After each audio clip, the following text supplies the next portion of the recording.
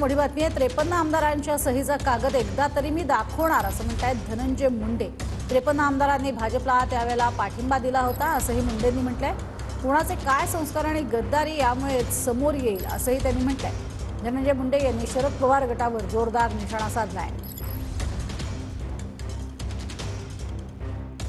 राष्ट्रवादी काँग्रेस पक्षाच्या त्या काळातल्या 53 आमदाराच्या सह्या सहित भारतीय जनता पार्टीला समर्थन दिलेला कागद तुम्हाला दादा कधी दाखवतील का नाही माहित नाही, पण कधीतरी जीवनात मी एकदा दाखवणार आहे कुणाचे काय संस्कार आहेत आणि कुणाची काय गद्दारी आहे।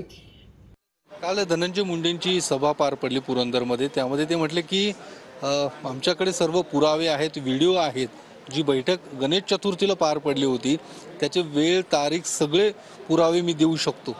कशाची जी बैठक जी पवार साहेब नाकारतायत किंवा अमित शहांसोबत किंवा भाजपसोबत जी काही बैठक झाली होती त्या संदर्भातले सर्व व्हिडिओ पुरावे माझ्याकडे आहेत आणि जर वाटलं तर मी ते समोर सुद्धा ठेवेन असं धनंजय मुंडेंनी काल आरोप केलेला। त्याचं स्वागत आहे त्याचं जरूर त्यांनी दाखवावं।